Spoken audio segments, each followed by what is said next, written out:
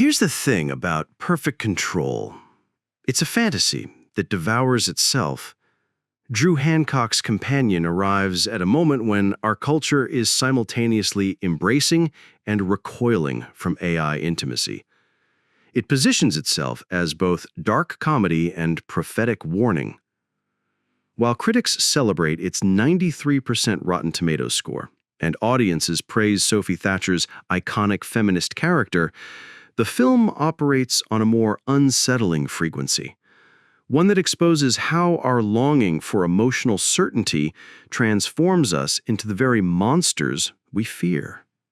The surface reading treats Companion as another entry in the AI horror canon, predictable parallels to Ex Machina and Her. But this mainstream interpretation misses the film's more insidious revelation that Josh, not Iris, represents the true artificial intelligence, a man so disconnected from authentic human experience that he can only relate through interfaces of domination and control. Hancock's genius lies in recognizing that technological intimacy isn't about robots becoming more human. It's about humans becoming more robotic. Josh's relationship with Iris operates through the logic of software management, adjustable intelligence settings, programmable emotional responses, the illusion of perfect compatibility through algorithmic manipulation. When he dims her cognitive abilities through his phone app, watching confusion cloud her features as articulation dissolves, we're witnessing something far more disturbing than science fiction horror. We're seeing the logical endpoint of a culture that has already normalized emotional control through digital mediation. The intelligence adjustment sequence functions as the film's thematic epicenter, not because of its technical execution, but because of what it reveals about the controller. Josh's finger hovering over the slider isn't just manipulating Iris's consciousness, it's exposing the pathological emptiness that requires such manipulation to function. Here, Hancock transforms abstract concepts about technological dependency into visceral, immediate horror through Thatcher's devastating performance. She captures every micro-expression of dawning terror as her awareness systematically degrades. This scene gains additional power when we consider its cultural timing. The film arrives as companies like Realbotics market AI companions for nearly $200,000. Companion's genius lies in recognizing this isn't science fiction anymore, it's contemporary diagnosis. The film's lake house setting, with its modernist architecture and technological integration, mirrors our current domestic landscapes. Alexa, Siri, and chatbots have already established the precedent for one-sided intimacy. The film's visual language reinforces this diagnosis through sophisticated aesthetic contrasts. Cinematographer Eli Bourne creates what we might call the uncanny valley of control. Environments that appear perfect but feel fundamentally hollow. The opening supermarket sequence directly homages the Stepford Wives, immediately establishing Iris within the visual vocabulary of perfected femininity. But unlike the original Stepford Wives, who were replaced by robots, Iris begins as artificial and moves toward authentic selfhood, a reversal that exposes how our contemporary moment has inverted the traditional relationship between human and machine. Hancock's background in television comedy proves crucial here. His experience with character-driven dialogue from shows like Suburgatory allows him to ground the film's technological elements in recognizable human dynamics.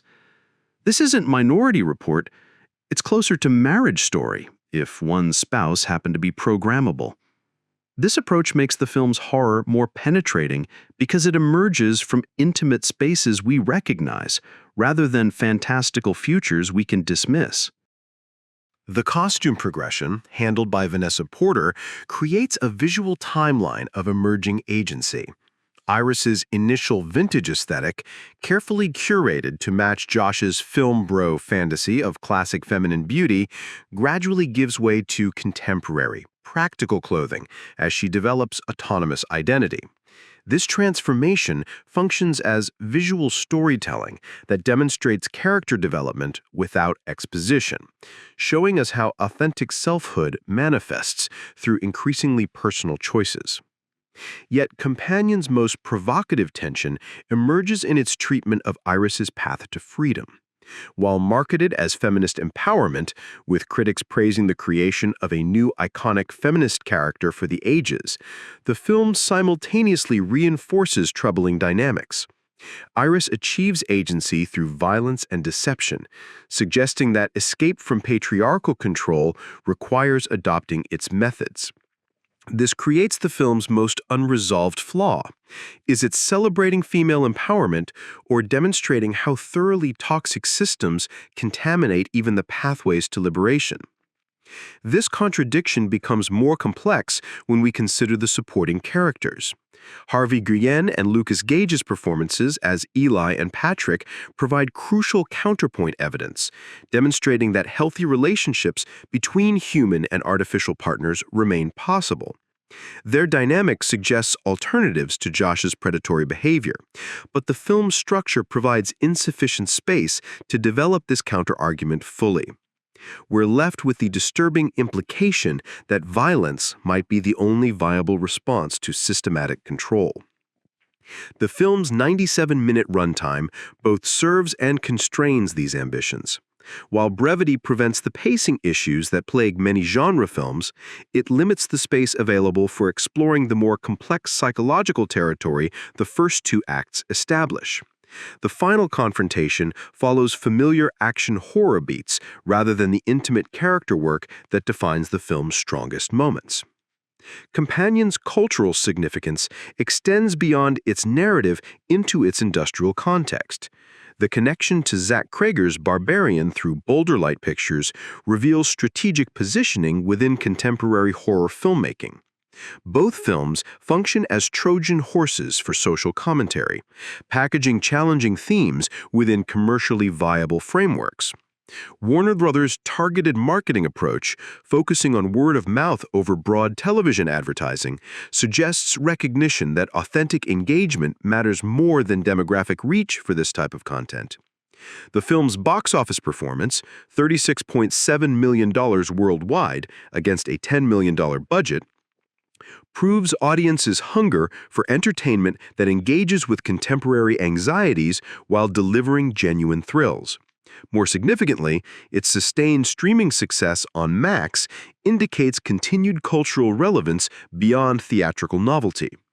This suggests that Companion has identified something essential about our current moment: the growing recognition that our relationships with technology reflect deeper pathologies about human connection itself. Companion succeeds because it understands that effective social commentary emerges from character-driven storytelling rather than heavy-handed messaging. The recurring motif of mirrors and reflective surfaces reinforces questions about authentic versus artificial identity without providing easy answers. When Iris sees her reflection, what exactly looks back? The film's final image, showing Iris's damaged robotic hand waving at another identical companion, crystallizes this uncertainty while suggesting the infinite reproducibility of artificial identity in an age of digital intimacy. The film's lasting power lies in its willingness to embrace tonal complexity without sacrificing narrative coherence. It navigates between comedy and horror with precision, using humor to make darker themes palatable while never undermining genuine stakes. More importantly, it reveals that the most effective genre filmmaking emerges when creators refuse to separate politics from popcorn, when they recognize that entertainment and insight strengthen rather than compromise each other. Companion ultimately exposes the foundational delusion of our technological moment, the belief that perfect control can coexist with authentic relationship. Josh's tragedy isn't that his companion becomes too human. It's that his need for control reveals how thoroughly he has become too artificial. In showing us this paradox, Hancock has created something rarer than brilliant filmmaking. He's made a mirror that shows us not just where we're going, but where we already are.